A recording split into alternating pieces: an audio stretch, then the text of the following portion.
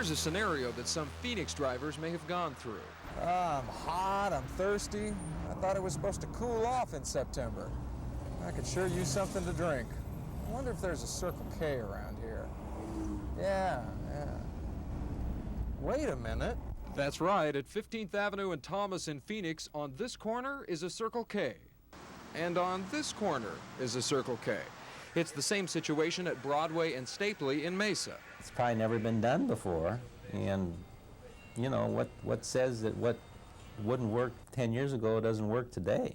Those are the words of Carl Eller, the head of Circle K, a company that has nearly doubled in size in the past year after buying out U-Totems and another chain known as Little General.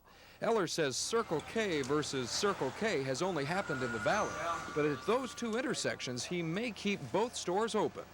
We're just selling convenience, period. I mean, it's convenient, fast. People hate to wait in line. When we have a line in our convenience stores, we might as well open up another convenience store. Hi. Anything else for you today? This is the store where the U-Totem sign went down and the Circle K up a few months ago. Most people don't even notice it, and others just ask why. But the attitude's a little different over at the original store where they're still sizing up the new kid on the block. Why go over there? I'll come over here. We're friendly people and what have you. To a lot of customers, you know, they still consider that store to be U-Totem, and there's spiritual differences. It's been almost 2 years since state highway officials agreed on the route for the outer loop, generally along 99th Avenue on the west side, Beardsley Road on the north, and Pima and Price Roads on the east side. The loop would hook up with the Maricopa and Superstition freeways. The remaining problem is coming up with $300 million to pay for construction. One alternative is a bond issue, which would ultimately mean higher property taxes. But this morning, the Maricopa County Board of Supervisors tabled the bond issue idea, and instead will wait to see if the legislature will raise the state sales tax 1/2 cent to pay for freeways. The 1/2 cent sales tax will fund all the freeway propositions that we need in Maricopa County, where the bond issue would only fund the outer loop. Under the proposal by the Phoenix Chamber of Commerce, the sales tax hike would apply only to Maricopa County, subject to approval by county voters. When they can see something that they badly need, and everybody who drives every day can see it, when they know that that portion is going to go to make a better situation, I think you'll find more of a general support from the public. And so I feel quite confident that the sales tax, the 1/2 cent sales tax, will pass. It's a tall order, but if the legislature approves the sales tax increase, county officials believe that within 20 years, the valley could have all the freeways it needs. John Kane, News Center 10.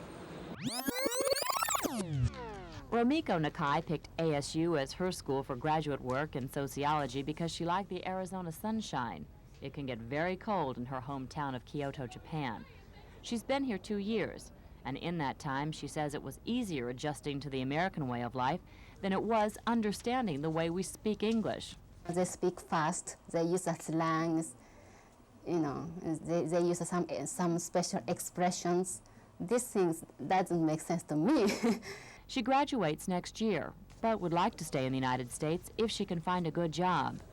Mario Rocha would like to stay too. He came from Mexico City to study physics. Mario is typical of an ASU foreign student. Most are men, and most are enrolled in engineering, mathematics, or business. Some come for the adventure of studying in another country, others because of the education they will get.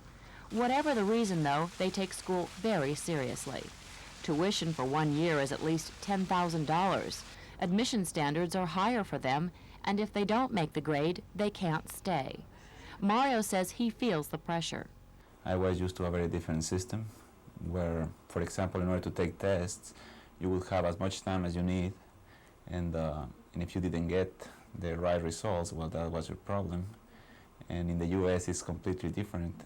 You have to work fast, and sometimes the tests are not so difficult, but you really have to do it very quickly. Suzanne Stedman of the International Student Office says that pressure can be a problem. Because they tend to just want to study rather than get involved in other campus activities, and we try to get them involved a little bit.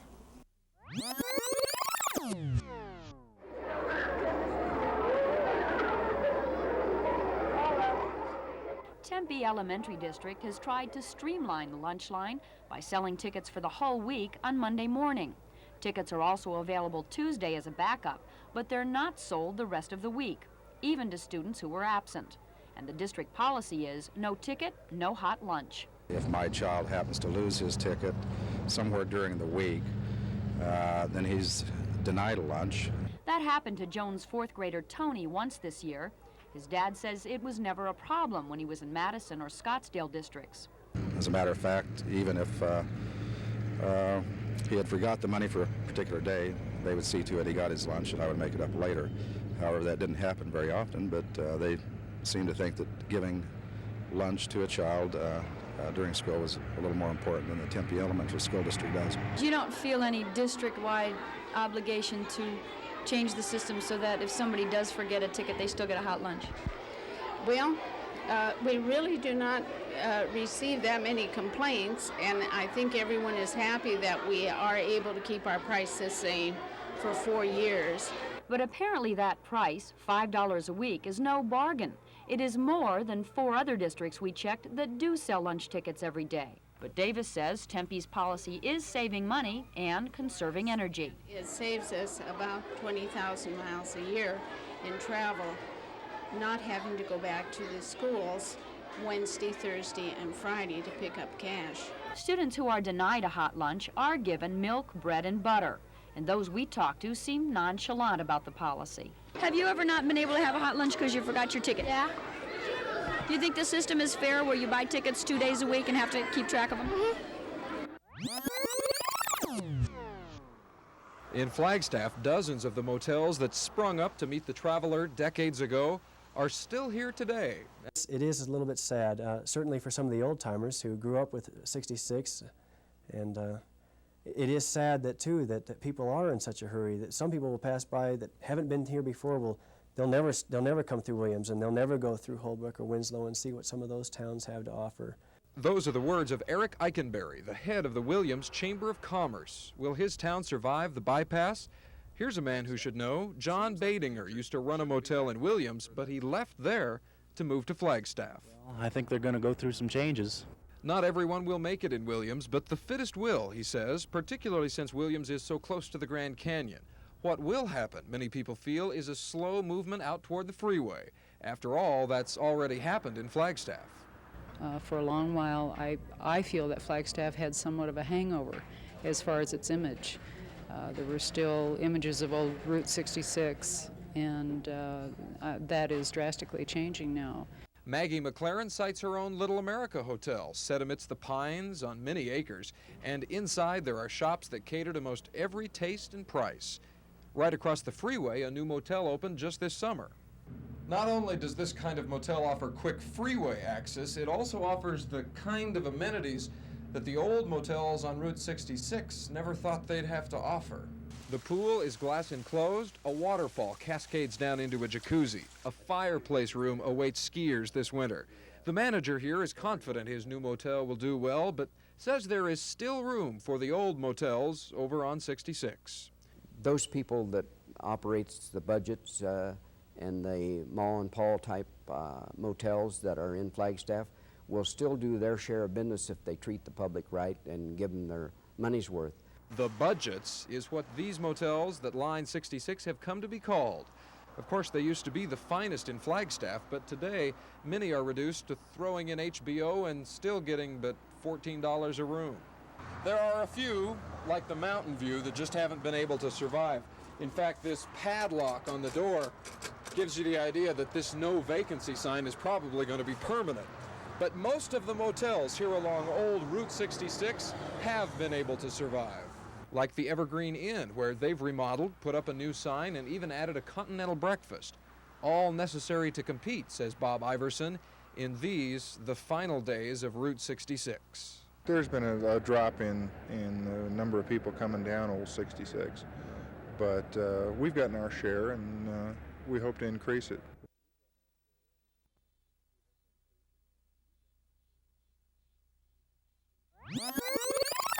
Much of the fun on big game day is not necessarily the game itself, but taking part in the events leading up to the big game.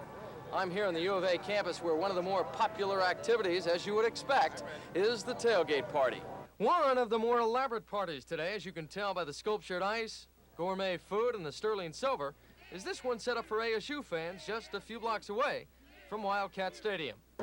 Football's great, and that's the most important thing while we're here, but the other thing is we want to have fun while we're here, so we try to have the right food, the right ambience. Yeah, I love football. I love the people. But you love the parties here, too. Absolutely. Arizona fans also celebrating via the tailgate. Although no sculptured ice and sterling silver, they seem to know how to have a good time. That's the best part of the game, really. You know, win or lose, you still got the tailgate party. I see you're eating in fine style tonight. It looks like four decent-sized steaks. And these aren't even the best ones. The best ones are still coming out. Yeah, I'm cooking these for my neighbors. Mine's still coming. You're still coming. Over here, they're eating hot dogs and hamburgers. They're ASU. What the hell do you expect?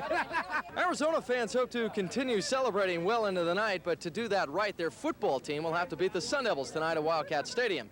Because how can you continue to party if your team loses the big game? But for the last 2 years, the Arizona fans haven't had anything to worry about.